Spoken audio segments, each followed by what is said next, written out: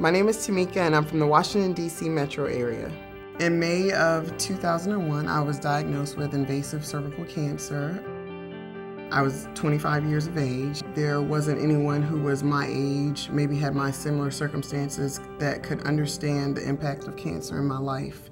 My name is Doug Ulman. I was diagnosed with cancer when I was 19. What I realized early on was that this just puts a halt on your life. I didn't know if I could go back to school.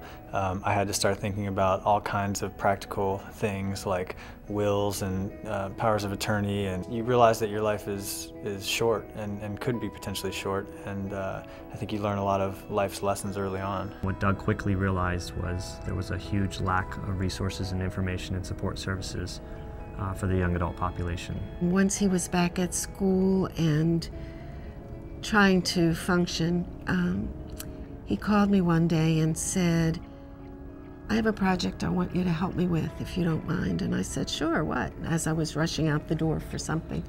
And he said, "I think we should start a nonprofit, something to help people with cancer."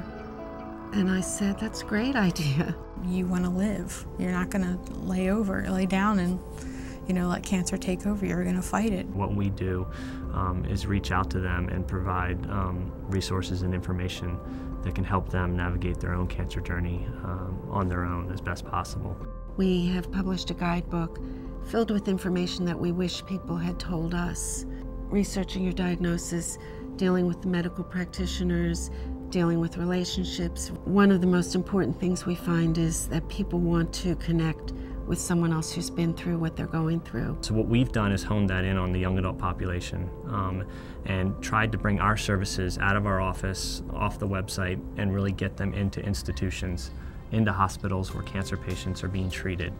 I remember coming in on a Wednesday for chemotherapy and radiation treatment when this brochure kind of just appeared to me out of nowhere. And it was a brochure for the Ulman Cancer Fund. The Ulman Cancer Fund lets you know that you can take control of those things again. You do have power over the decisions, and you do have connections to people that have gone through it and have survived it. The doctors are going to do what they can do, and your nurses and the medications, but you have to deal with the mental and emotional issues. I mean, it's a good starting point in your recovery. When I found the Ulman Cancer Fund, basically that's when everything clicked for me. It changed my life forever.